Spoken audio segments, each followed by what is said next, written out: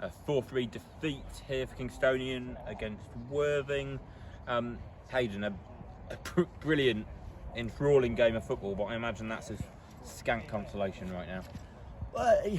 Not entirely. You know, I thought we were involved in a game of football that people will talk about for years. Two top teams. And you've got to accept that when you play top teams, you can play well and lose. Worthing, I thought, were outstanding. I think from our part, we are more than a little bit disappointed with the goals we conceded, if I'm honest. But I think that Worthing were the better team in the first half, there's no doubt about that. But I thought we were absolutely sensational in the second half. What a team performance. And a game where we're bitterly disappointed that we didn't come out with something. I think we deserved it. You mentioned the goals we conceded. The first goal they've scored is a superbly worked team move, really quick passing. It felt like the 3 goals later than that were all preventable. Absolutely, I agree. I agree with that. I think in the first half, we showed that we had 1, 2, 3 players without big match experience. And when you look at people like Jason Bantam and Kenny Beanie as examples, these are the games where the likes of Kenny and Jay, they come to the fore. This is what they're about. So today we couldn't pick them. And is that injury for both of those two? Yes, they're both injured, and I don't think they'll be available for probably 2 to 3 weeks. So you know, you looked at the bench today. You know, we've had to recall players on loan, but I don't want to talk about that because it makes it look as though I'm complaining and making excuses. I'm not. I thought that the team in the first half looked a little nervous. I thought the team in the first half lacked a little bit of big game experience, but I thought that the team in the second half were nothing short of sensational. One man in particular in the second half, I thought the performance of Aaron Lamont in the second half was as good as I've seen from him in a long time. I thought that Aaron was absolutely outstanding. It was a real shame he couldn't start. He couldn't start the game today because his commitments with Queen's Park Rangers prevented him from getting to the ground until an hour after the meet time. So that was a problem. But this is a guy that hasn't played as much as he would have liked, but he's always shown an incredible attitude. He's worked brilliantly in training, and whenever he comes on, he doesn't let anybody down. And I think that Aaron was a credit to himself today, and I think he epitomised the spirit in the dressing room. There was another change at half time with Spencer coming on for Cooper. I'm hesitant to say, did you get the selection wrong when you're having to make 2 changes at half time? And you talked about the Aaron one, but on reflection, what do you make of that? I think it would be a little disrespectful to Simon to say the selection was wrong. I mean, I don't mind you could aim that criticism at me, and that's fine. I mean, because their left winger certainly in the first half just seemed to, the pace he was playing with seemed extraordinary, and just seemed to have the beating of Simon. Yeah, but I mean, Simon's not slow. Yeah. Simon, I can tell you from all the tests that we do in pre-season, this is not a 31-year-old fullback that's lost his pace. Simon can put the burners on when he needs to, and I think Simon played very, very well on Saturday. And on Saturday, we spoke after the game, and you mentioned that the back four had lacked a little bit of continuity. And you were right. And this is the irony of football. Yeah. So we've picked the same back four today, and when somehow we've conceded 4 goals. So that's a little crazy. But certainly we did need to address the left-hand side. And as I've said to Simon, this is someone that I've coached his whole career. I gave him his debut in this level at 17, 18. So he knows everything that I will do for him, I'll do in his best interest. And he's pivotal to this club. He's pivotal to the dressing room. It wasn't his finest hour today, but I'm not concerned with that. In recent weeks, we haven't been quite as free-flowing and dangerous going forward as we were perhaps towards the start of the season. What was Because even in the first half, we only scored one, and we scored two in the second. But even in the first half, I thought we looked more dangerous than we have in recent weeks as well. What was different tonight?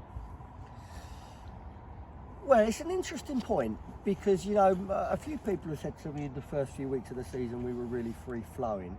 I think sometimes in football, supporters, players, coaches can let the result cloud their judgment. I didn't think it was a free-flowing start to the season, if I'm honest. It wasn't a Haringey. We had to grind it out at Haringey, didn't we? Brilliant in Bishop Stortford. Bishop Stortford, Hornchurch, and then the Oxo replay were games. But you're right, absolutely. You're right, there was a casual game in the middle of that as well. Absolutely. But this is a team that is built on that. And we wanted to get on the front foot today against a very, very good team. A team that shouldn't be in this league. It's only 2 aborted seasons that they are. And out of the outfield players, 9 of the players that started tonight started against us in the league game last season. So and I think you could see that. They've kept that team as well. I think you can see that, and I think you can see there is even though they're largely a young team, there's big match experience in that team. And Declan, who I thought was tremendous, Bryant, who we all love, Teo, who's an amazing prospect.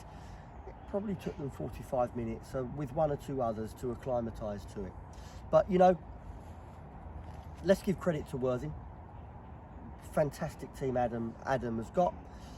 But I thought there was 2 great teams on the pitch today, and as disappointed I am with the goals that we've conceded, the way that the lads took the messages on board at half time and absolutely threw the kitchen sink at them to bring it back to 3-3 showed that Kingstonian are a really good team with really good players, and we're taking big strides forward.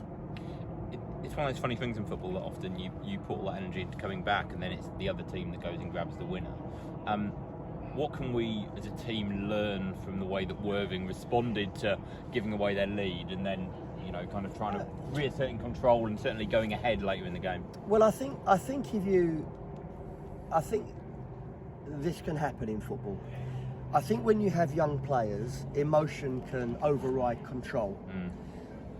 And we were playing on emotion, and we've seen it so many times in football, in all levels, where the team's chasing the game and suddenly there's a heroic comeback and they equalise, and suddenly it's almost, instead of saying, right, we've got them on the racks now, we've got them on the ropes, we're going to go and win, they almost subconsciously fear that all that good work can become undone and stop doing the right things. I think that 3-3 probably would have been a fair result. I think that in answer to your question, when you have young players, outstanding young players, but young players, the game management needs to be better.